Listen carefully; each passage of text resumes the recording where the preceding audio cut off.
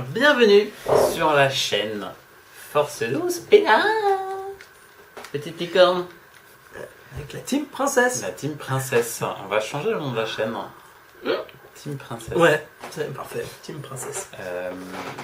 Alors, bienvenue dans cette nouvelle vidéo. On a parlé de la méta. De Ce que nous on en trouve. toujours fin de voilà. saison 1. Donc, notre avis, donc, on l'a dit.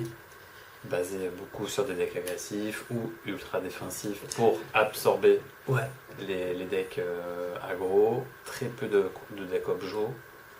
Voilà, on va pas faire un résumé. Dans cette vidéo, on va voir ensemble, on va essayer de construire on va essayer de voir comment construire un deck en vue d'un tournoi, Voilà. si on veut jouer dans un milieu compétitif. Pour donner.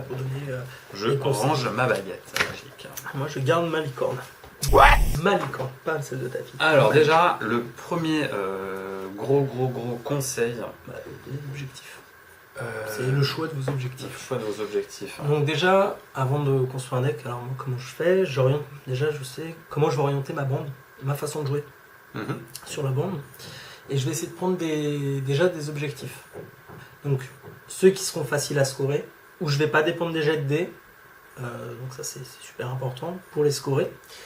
Ceux où je sais que je vais avoir besoin de certaines cartes pour les scorer, mais qui sont quand même faciles à faire. Et si donc c'est un deck aggro, je vais mettre des cartes qui sont liées à la poutre. Ouais. Et si c'est un deck de jeu, je vais compléter ces cartes-là en fait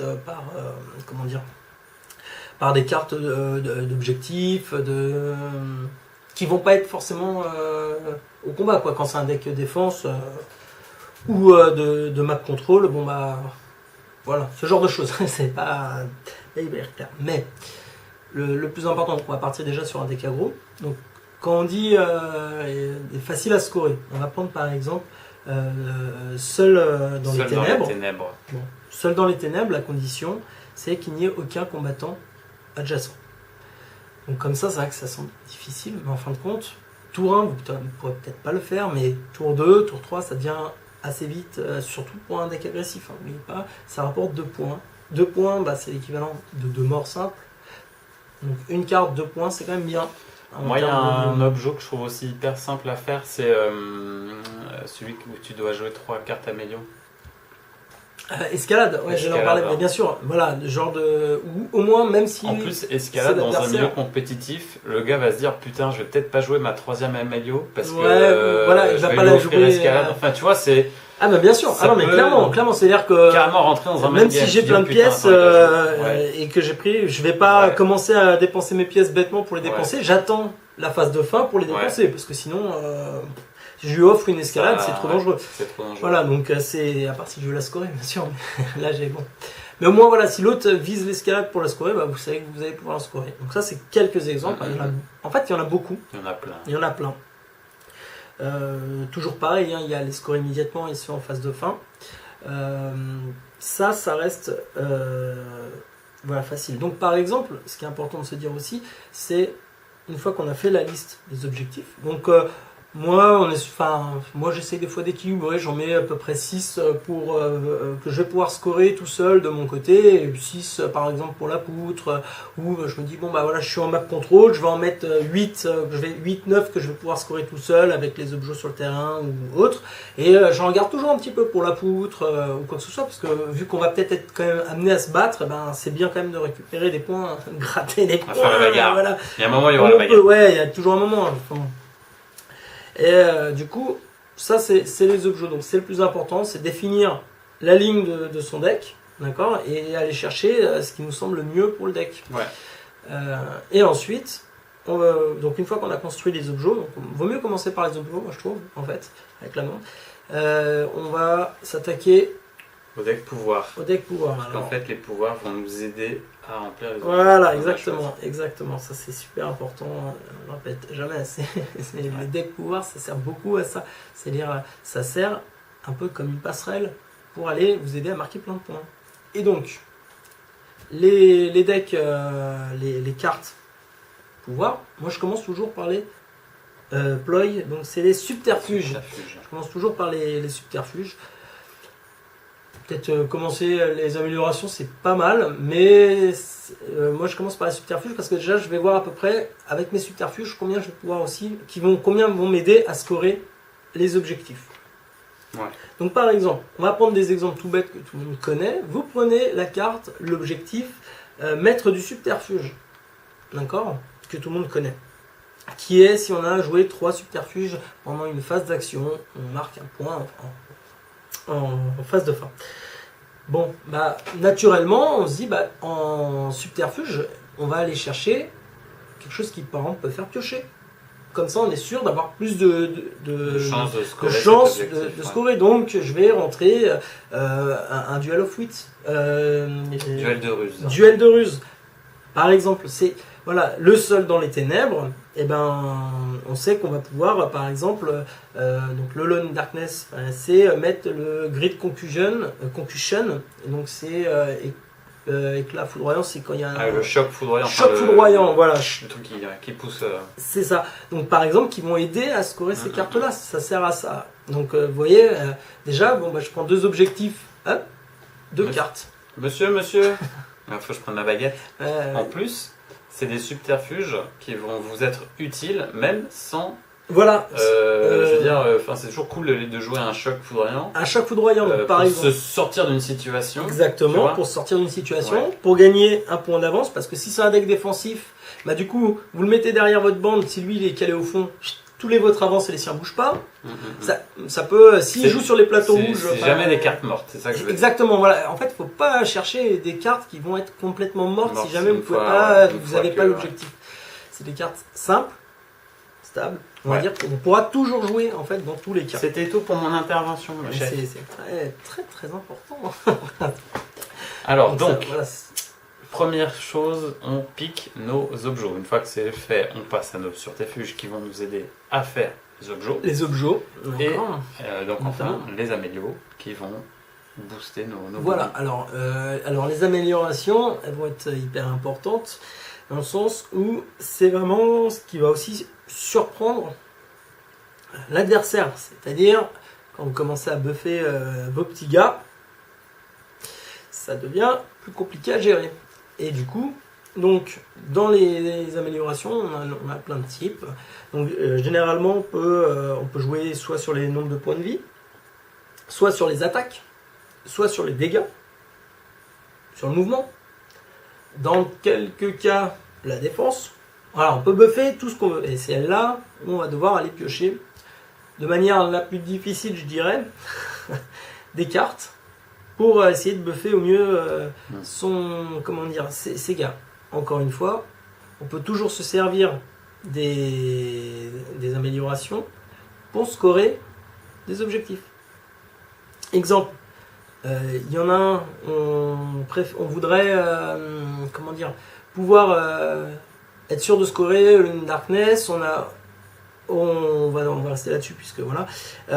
On va se dire pourquoi pas mettre un éclat fluctuant ou image changeante qui quand on fait un critique au dé sur le dé d'attaque me permet de me déplacer. Je dis par exemple, pas auto-include, mais ça sert à ça. Notamment si en plus de ça vous dites je peux taper, je peux mettre du tir. Par exemple un Farce Rider avec c'est super puisque tu tapes, tu réussis, tu arrives à faire ton crit, hop, tu le rebouges. Même pas besoin. Et en plus derrière, s'il y a besoin, on peut aller chercher de la réactivation pour pour retaper. Donc ça c'est des exemples. Et voilà. Donc vous allez pouvoir buffer vos gars pour en plus pouvoir cogner un peu quand même. Chercher du mouvement, chercher du dégât, c'est important. Et puis après vous allez accompagner, agrémenter on va dire ces petits plus quoi, pour vous aider toujours à scorer au maximum. Et surtout c'est les objets qui font très souvent la différence quoi. Alors le secret d'un bon deck, c'est donc moi je suis là pour synthétiser ce qu'il dit en fait. En gros. En gros, oui. Vos 2 decks doivent s'imbriquer. Ils doivent être complémentaires. Ils doivent jouer l'un avec l'autre, en fait. Ouais, c'est ça. C'est exactement ça. il y a un autre aspect qui est hyper important, c'est la stabilité. Ouais. Vous devez essayer d'avoir le deck le plus stable possible. Alors, c'est-à-dire que quand on dit ça, c'est un conseil que nous Oui, on a, toujours. parce qu'on peut ne pas être d'accord. Exactement. Et D'ailleurs, si vous n'êtes pas d'accord, n'hésitez pas à nous, Voilà, à nous l'indiquer. parce que généralement, Mais en fait, les disons cartes que- stables sont voilà. moins fortes que les cartes. Oui. Voilà.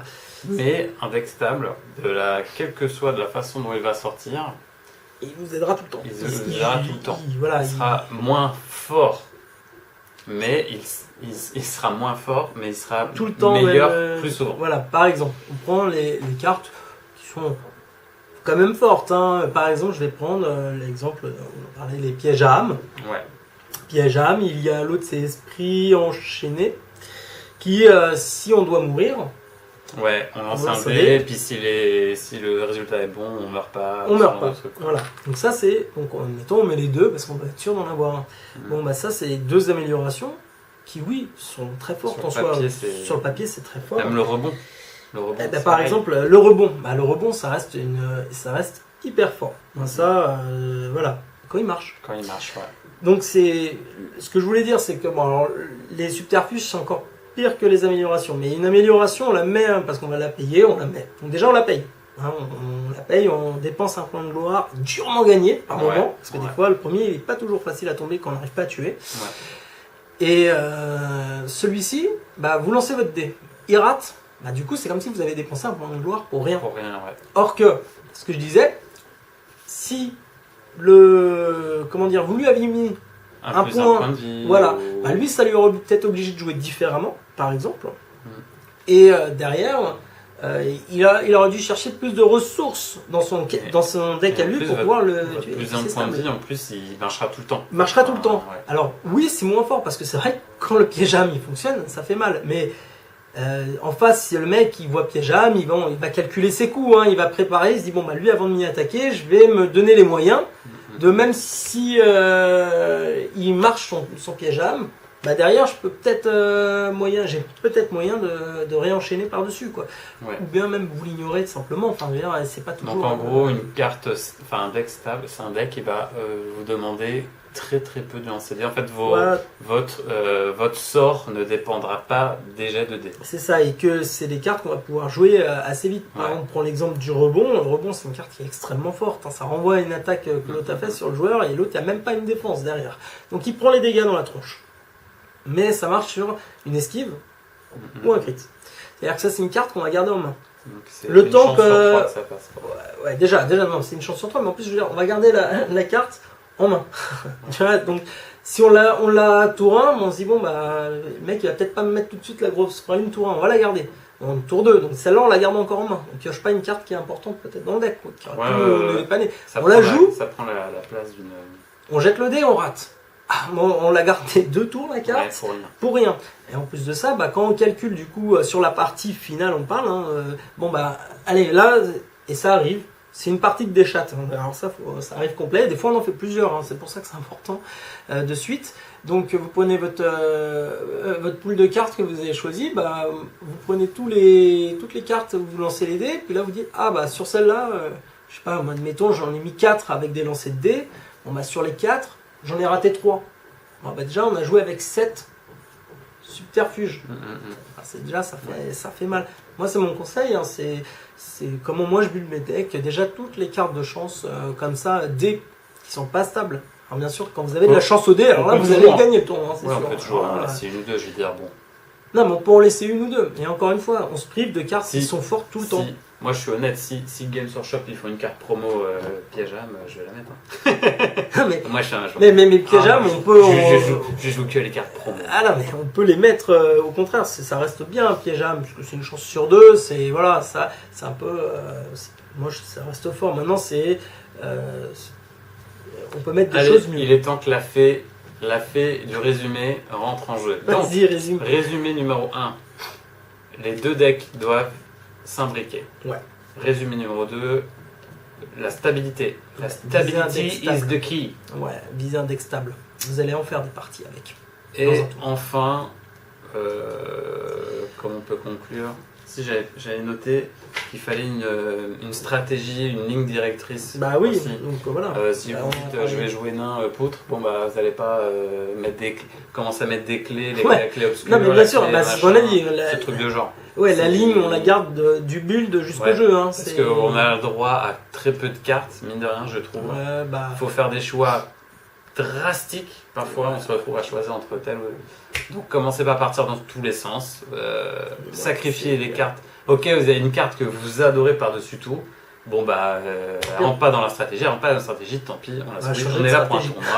Non, enfin, on change de stratégie. On dit on est là pour un tournoi. On est là pour... c'est ça. Si on veut garder un tournoi à 4 manches, quand même, 4 manches, tu vas jouer 3 parties, ça te fait 12 parties. Ouais. Faut pas que tu commences à rater les jets de dés déjà. Alors, en plus, faut piocher les bonnes cartes, hein, déjà. Voilà. Et en plus, il faut pas trop rater les jets de dés et tout. Hein, ça fait beaucoup de commissions. C'est déjà pour ça. Moi, je trouve le plus important, c'est un deck. N'hésitez pas à mettre dans nos commentaires si vous n'êtes pas d'accord avec nous. Non, moi, je suis pas d'accord. Je pense que lancer des dés c'est cool. Et dites-le nous, franchement. Prouvez-nous qu'on a tort. Non, mais moi, je te dis, on peut avoir des bons decks. Ah oui, bien sûr. On peut avoir des bons decks. Mais est-ce qu'ils sont stables? Moi, voilà, c'est ça. Il va être bon. Il peut une game sur deux, il peut te rouler dessus et puis derrière faire pouf. Voilà. Alors que le deck sans jet de dés, en plus, aidera régulièrement à scorer des objectifs. C'est ça qui est important, quoi. Tant que ça sort tout le temps, ça score tout le temps. Il vaut mieux conduire une 2 chevaux qui fera du 60 km/h tout le temps qu'une Ferrari qui démarre qu'un coup sur deux. Est-ce qu'on peut résumer ça comme ça? Et c'est exactement ça, voilà, la voiture qui roule tout le temps. C'est la baguette du résumé. Non mais t'as tout résumé en fait. Voilà les gars, l'image est basique. N'hésitez pas, si vous avez liké la fait résumé, la baguette du résumé, voilà, likez la vidéo, partagez-la et on va tout de suite passer à un rapport de bataille pour voir un peu ce qu'il en est avec le deck building. Ouais. À tout de suite.